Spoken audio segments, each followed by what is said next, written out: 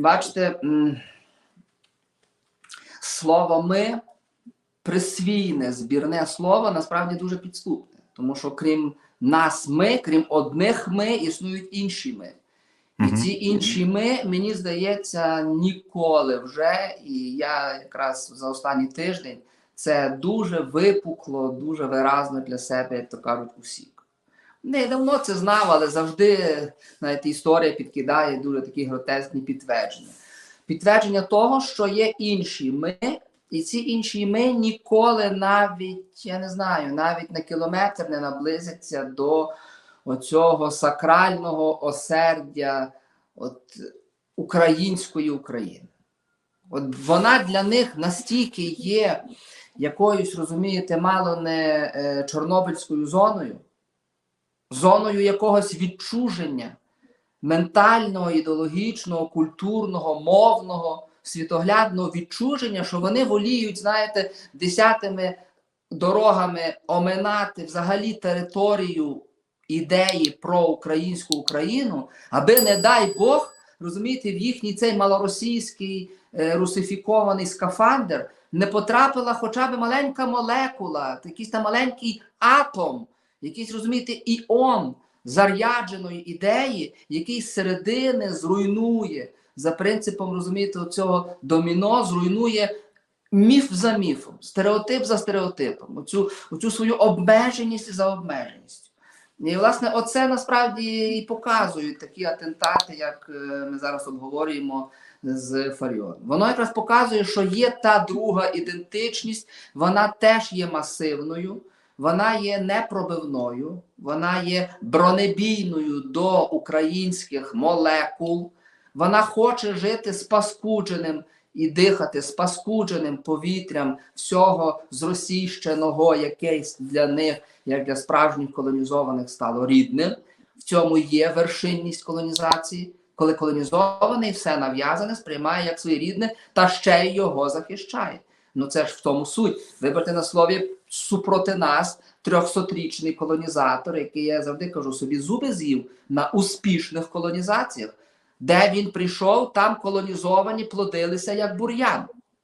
І їх нічим потім не витримаєш. Це треба або переорювати, або наново, я не знаю, перевертати цілі пласти українського гумусу, ґрунту, щоб там якась інша культура завелася.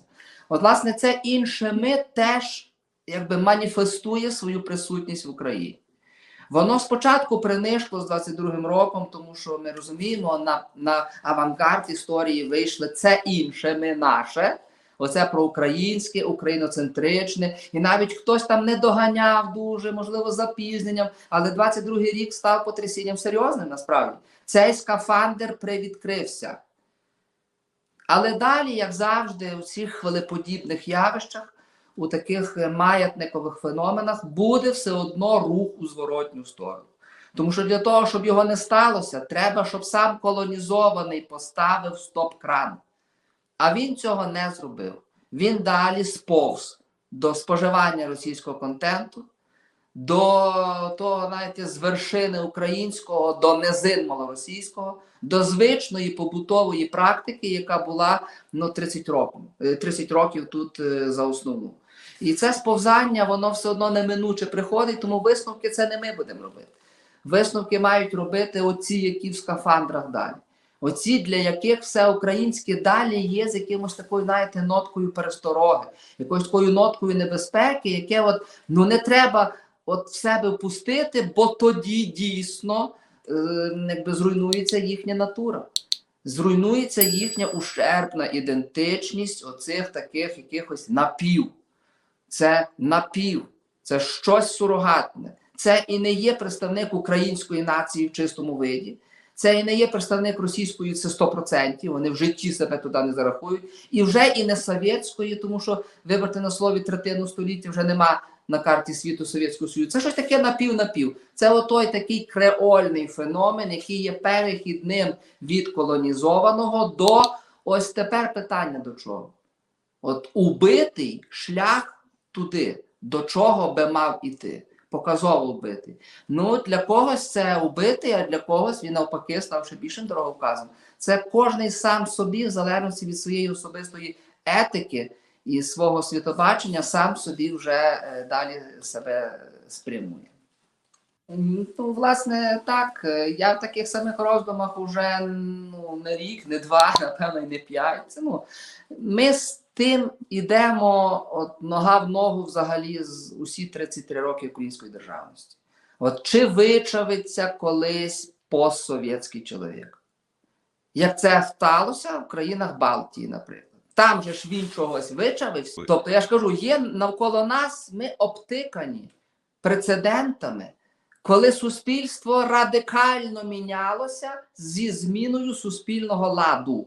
Зник соцтабір, зник оцей комунізм. В них він був лайтовий, звичайно. Європейський комунізм – це не совєтський, російський, ми розуміємо. Але зник суспільний лад, помінявся, все, і людина пішла за історією. Людина включилася в новітню історію, тому що падіння імперії є початком нової віхи, нового етапу. У нас якраз цього не сталося. Тому весь постросійський, пострадянський, а він в суті своїй є постросійським і російським простором, відбувся такий анахронізм, коли суспільний лад зник, а початку нової віхи, нової доби не було задано через живучість старих зразків. Оцей примат совєтського чоловіка, він культивувався державою нашою 30 років. Це те, чого не робили, власне, ті країни Балтії, які здійснили оцей свій прецедент.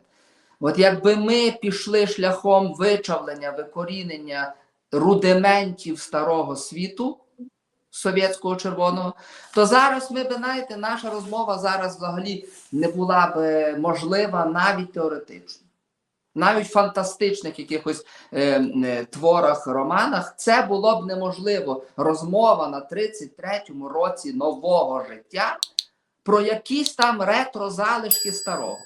Це, знаєте, сказали би, Боже, знаєте, посмішили людей. Так от, власне, тут це така цивілізаційна драма, до певної міри цивілізаційна трагедія України, що вона з падінням імперського радянського ладу не заснувала новий трек свій, новий вектор життя. Це так може для когось глобально прозвучить, занадто абстрактно, але насправді все туди. І зараз ми маємо відлуння фактично ми маємо зараз живих трупів. Бо люди, які сидять далі в цьому вже змертвілому прокрустовому ложі, яке з прокрустового ложа вже стало просто історичною труною старих ідей ХХ століття, а вони далі в ній лежать, перевертаються, щось там пробують навіть жити на залишках цього старого світу, вже не існуючого третину століття. Це є живі трупи. Ми живемо серед країни, де половина населення – живі ментальні трупи, обернені в минуле, хочуть споживати минуле. Вони, знаєте, вони як дикуни гріються руками до вогнища, яке вон там десь догорає, там одні вуглинки лишились. Оце так виглядає в цивілізаційному плані. Коли треба нахрен це все змести, викинути в кущі десь і йти далі в ногу зі світом, тому що світ не терпить відставання. Відстанеш на третину століття, не наздоженеш ніколи. Так будеш пльонтатися в тому хвості в аутсайдерах. Оце ми бачимо. І оці, хто ще живе на старому континенті, з тим всім радянським, з тим всім совєтським, російським, зрештою, таким, знаєте, переробленим під сучасним, але в основі це ностальжі за чимось великим і братнім. Це є для мене живі трупи, які ментально відтворюються, знаєте, через якийсь зламаний історичний ксерокс, який ще, до речі, може бути під'єднаним лише до московського живлення. Це лише звідти підживлюється. От в такий час живемо, дивимося на це, спостерігаємо, і кожен, даруйте, робить своє.